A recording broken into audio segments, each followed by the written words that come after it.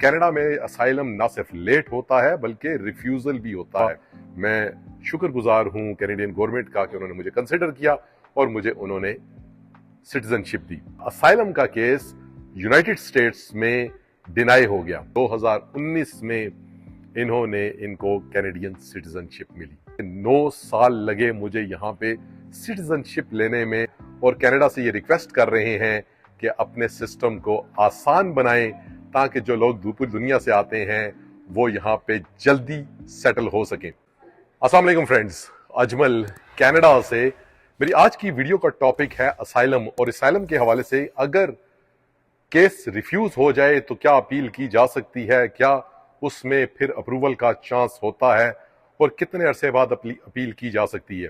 آج کی ویڈیو میں ایک صاحب کا ایگزامپل بھی دوں گا جنہوں نے 3 دفعہ اپنا کیس اپلائی کیا، 3 دفعہ ان کے ساتھ کیا ہوا وہ بھی میں آپ کو بتاؤں گا، اور کتنا ٹائم لگا، اور اس کے بعد وہ کنسلٹنٹ بنے کینیڈا میں، امیگریشن کنسلٹنٹ بنے۔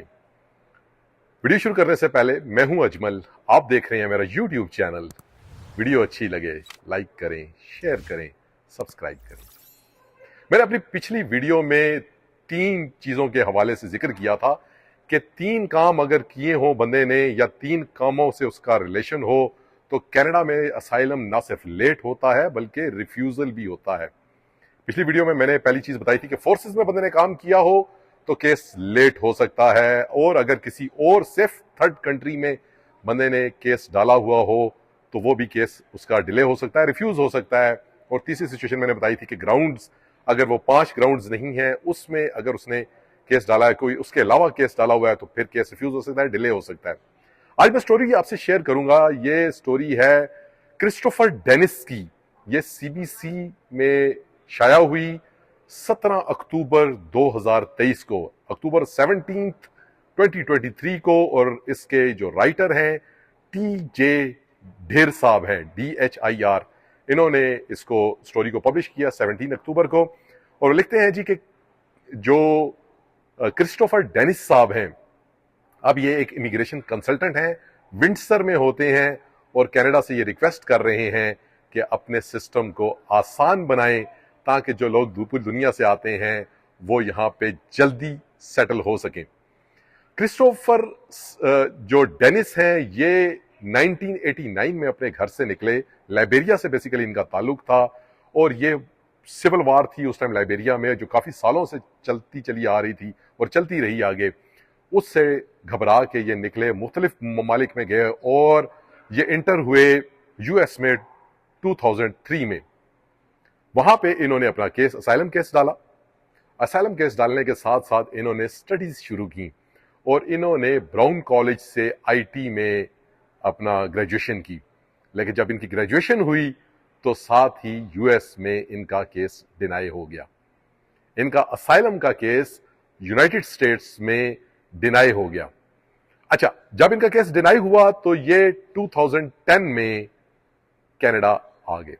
اب جب کینیڈا میں انٹر ہوئے بارڈر سے، تو ان کا لگ بھگ 16 گھنٹے کا انٹرویو ہوا۔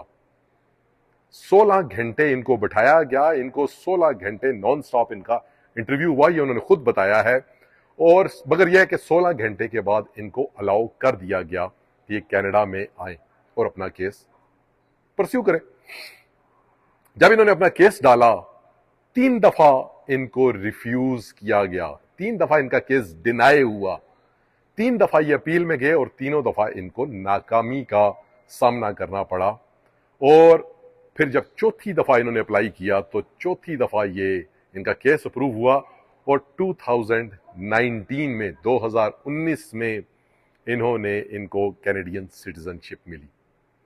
اب یہ بتا دیں کہ جی 3 دفعہ کا جو میرا ایکسپیرینس ہے وہ بڑا پینفل تھا، اور میں 4تھی دفعہ میں شکر گزار ہوں کینیڈین گورنمنٹ کا کہ انہوں نے مجھے کنسیڈر کیا اور مجھے انہوں نے سٹیزن شپ دی۔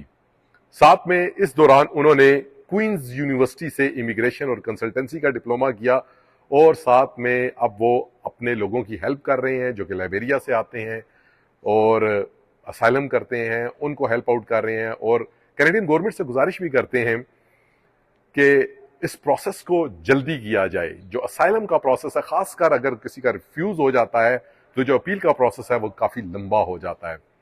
वही कहते हैं क्योंकि अब वो कंसल्टेंट हैं और उन्होंने यहाँ की एक मानी हुई यूनिवर्सिटी क्वींस यूनिवर्सिटी से इमिग्रेशन कंसल्टेंसी का डिप्लोमा किया हुआ है, रेगुलेटेड कंसल्टेंट हैं।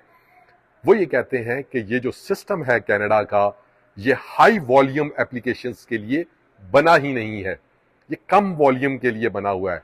तो कनाडा को कुछ ऐसा करना चाहिए कि सिस्टम को एक्सपीडाइट करना चाहिए, तेज करना चाहिए, क्योंकि उन्होंने कहा है कि बाज़ औक़ात जो सिस्टम के स्टैंडर्ड्स हैं IRCC के, वो ये कहते हैं कि 2 साल के अंदर अंदर 80% जो एप्लीकेंट्स हैं उनकी हेयरिंग आनी चाहिए। उन्होंने कुछ स्टैटिस्टिक्स भी शेयर किए हुए थे कि कितने अरसे में कितने नंबर्स आए, लेकिन उन्होंने कहा जी कि 9 साल लगे मुझे यहाँ पे सिटीजनशिप लेने में, जबकि मेरा केस भी ठीक था, सारे मामलात भी ठीक थे। तो कुछ ऐसा करना चाहिए कैनेडियन गवर्नमेंट को, इमिग्रेशन जो डिपार्टमेंट है या जो इमिग्रेशन को लोग देखते हैं उनको ऐसा करना चाहिए कि पूरी दुनिया से जो लोग पनाह लेने आते हैं कनाडा में उनको जल्दी पनाह मिल सके और वो अपने प्यारों से मिल सके। क्योंकि आपको पता है कि जब तक आपका केस प्रोसेस नहीं होता, वो अप्रूव नहीं होता, फैमिली पीछे इंतजार कर रही होती है और बड़े ही देर के बाद इनकी फैमिली ने इनको ज्वाइन किया।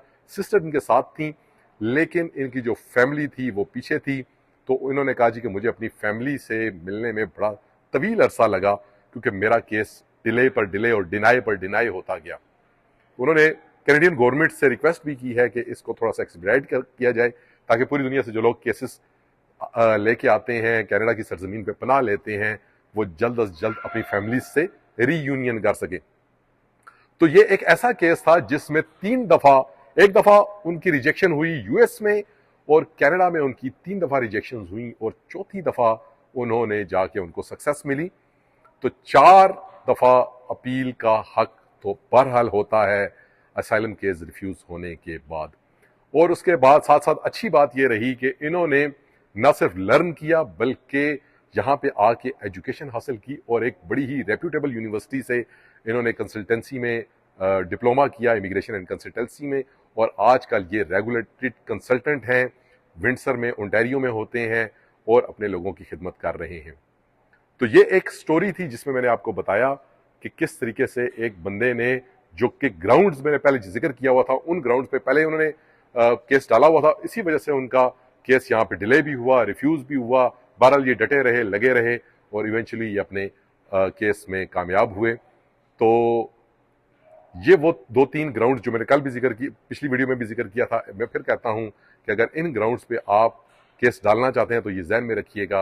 अगर फोर्सेस में काम कर रहे हैं, अगर आप किसी और सेफ थर्ड कंट्री में डाल चुके हैं केस, या इसके अलावा आप उन 5 ग्राउंड्स के अलावा केस डालते हैं तो आपका डिले भी हो सकता है और रिफ्यूज भी हो सकता है। वीडियो अच्छी लगे लाइक करें, शेयर करें और सब्सक्राइब करें।